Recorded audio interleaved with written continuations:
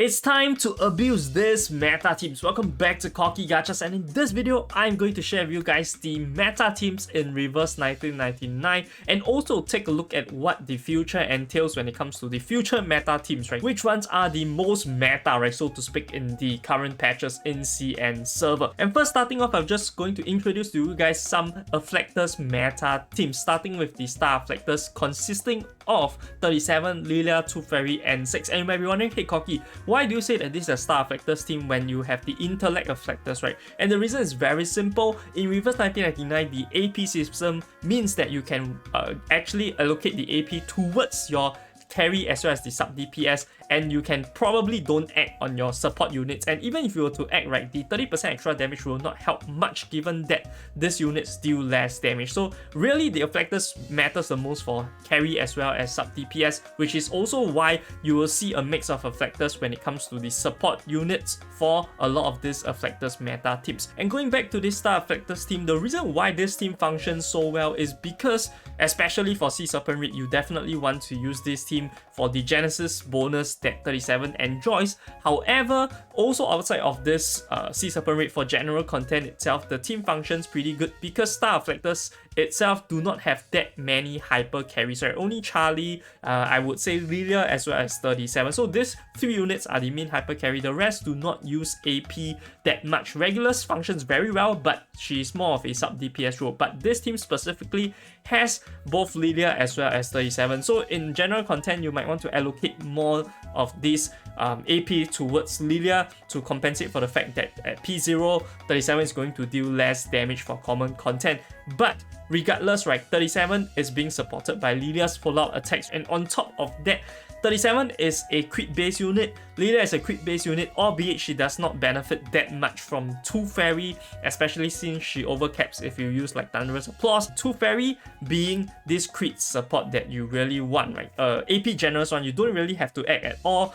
Every few turns, once your tooth, little baby tooth gets to 5 stacks, it automatically consumes it, and then it will apply a crit debuff to the enemy. So free damage from that sense. And lastly, with 6 introduction in the later half of 1.4, you are going to see a lot of teams use 6 as a support for 4-man content, especially since he is extremely AP generous and you can apply buff, right, passively to all of your teammates. And if you're wondering what is a 3-man version of this team, to be honest, as long as you keep 37 as well as 2 Fairy, you can put in 6 or Lilia, it doesn't really matter. Now moving next, we are going to touch on the Mineral Afflectors. And for Mineral Afflectors, the carry as well as the sub DPS have changed, while the support units have not changed at all. Honestly, you're going to see 2 Fairy and 6 in pretty much every single meta team because they are this good. AP general supports are very hard to come by and they are extremely good at their role. However, the sub DPS and main DPS will have to change depending on the Afflectors to do extra damage. And for this one, we are going to have Calabuana as well as Pickles.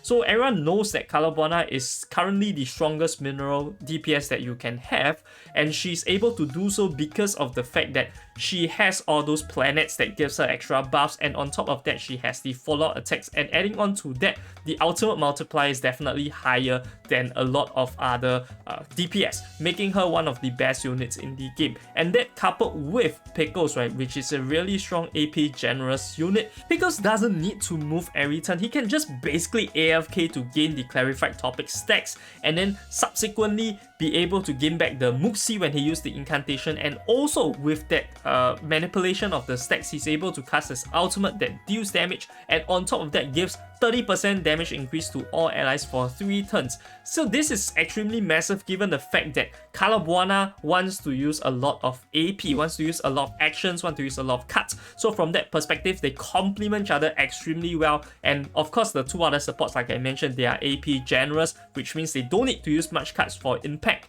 And that also meant that they are able to support Calabuana extremely well. And also 6, the buff effect, right, can go on to Calabuana. Calabuana really want to use 2-star cards and above, and this is the reason why this whole team works extremely well. This team is also used widely in the March creation raid, and that is a raid whereby the buffs and debuffs, dispels come in really clutch, right? So Pickles also comes in with that dispel factor that can also dispel counter, which is why this is the ultimate meta mineral team. Even outside of the raids in normal content, you will use this team and you will definitely excel with this team. Now moving on, next we are going to have the Beast Afflictors, and for Beast Afflictors we are going to see Melania as well as Charmaine.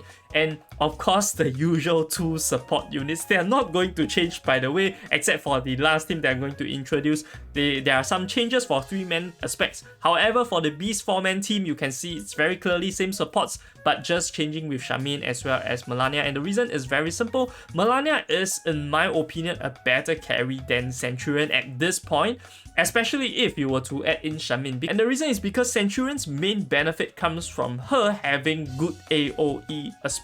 With the addition of Charmaine, you're able to complement each other quite well because Charmaine's ultimate actually splashes, so a bit of AoE comes in, but in general I would say that single target DPS is really king in Reverse 1999, especially in U2. The stages that you can't clear are usually due to single target DPS checks instead of AoE DPS checks, and Melania really do some bonkers single target DPS after she ramps up with her ultimate, especially if you equip her with Luxurious Leisure. And when it comes to Charmaine, right, he is not just a sub DPS, but he is a very important debuffer, especially for this team that you notice, all of them are actually mental DPS users. Hence, his debuff is able to cover that aspects on top of course, decreasing the damage reduction of the enemy so that they can take more damage. So if you were to look at this, right, if you were to slot in like Beacon instead of Charmaine, definitely not going to fare as well. And of course, given the fact that Beast type Afflictors, you want to have Beast sub DPS to increase the damage, you definitely don't want Beacon in place of Charmaine. So that is why Charmaine is so strong. Charmaine is also very good in short battles because of the fact that he has all of those stacks when he uses his ultimate. He's going to be able to chain ultimates pretty easily. Even at P0, within the first 12 turns, I believe he can use 3 ultimates. So this is really the reason why, even for short battles, you are going to want to use this meta team. For longer battles, Melania is going to cover that pretty easily with the way she ramps up, right? And as usual, the 2 supports just help so much.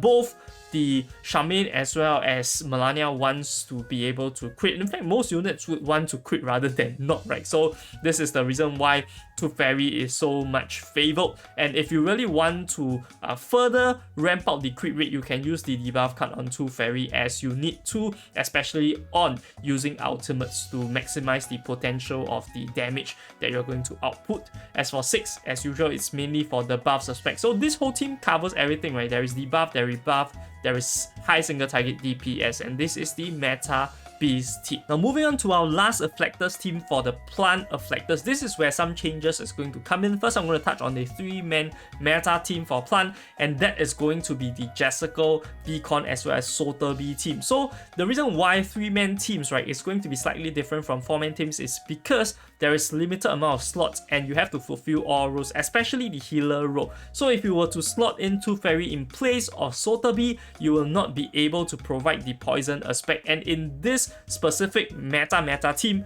I'm talking about Jessica running Blasphemous on Night, and to ensure the uptime of Blasphemous on Night, you definitely need Sotheby in a 3-man context. Beacon here is a no-brainer. Beacon is super strong DPS, especially with the ultimate single target DPS as well as also the seal factor, and on top of that having the debuff reality defense and also damage taken, and this whole team is reality DPS, hence it works extremely well. This 3-man team is the meta Plant team. Jessica need me to say more. If you have Jessica, you'll know the amount of damage that she outputs, both AoE as well as single target. Of course, she's more focused on AoE from that aspect. Pretty much can clear all 3-man content pretty easily. Now moving on to the 4-man context, this is where you're going to swap out Sotheby, and the reason is very simple. With the introduction of 6, you're going to be able to have decent, if not 100% uptime on Blasphemous Night.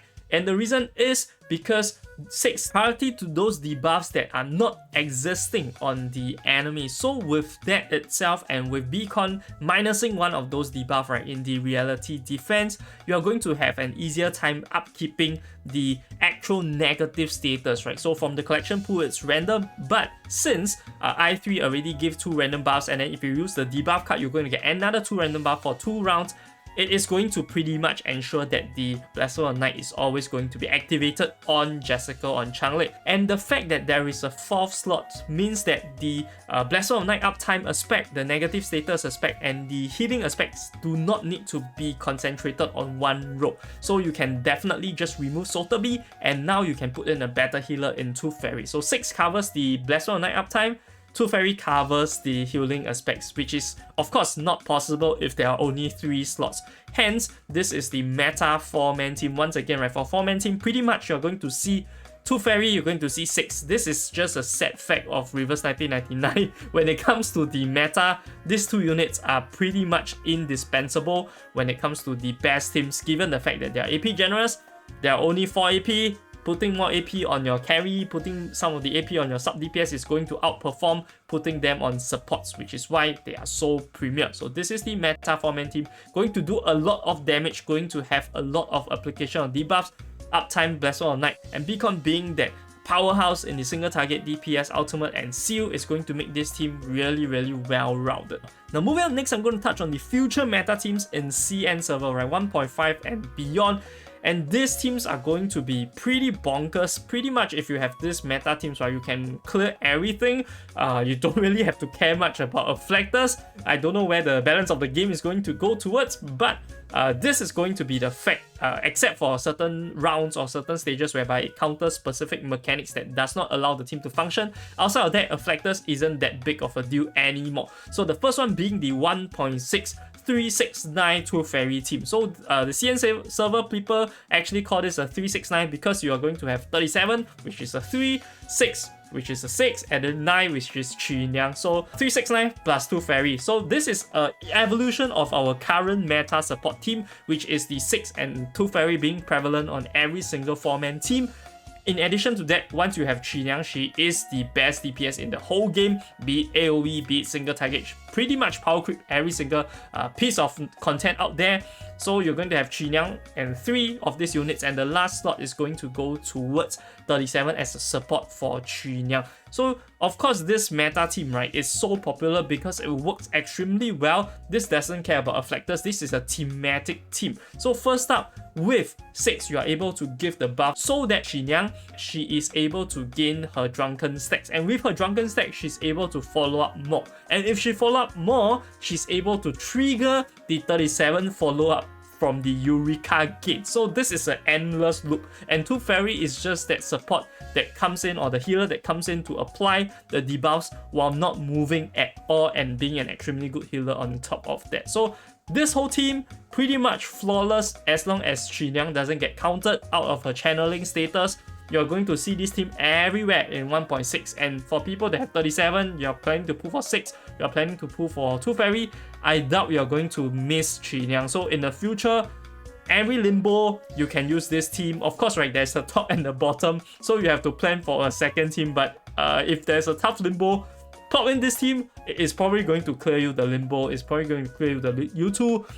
Rate-wise, probably a bit harder, but this team is going to blow through everything. Okay, this is a very sick meta team in 1.6. And next, moving on to 1.7, we have a new meta team, right, that's created by the CM players. And in fact, there are a couple of variations, but the one that I'm going to show you is what I deem to be pretty strong, and that is the one comprising of Yisod, Spatodia, Gertian, as well as Tooth Fairy. So this is a burn team, and the key of this team, or the core of this team, is in fact just Yisod.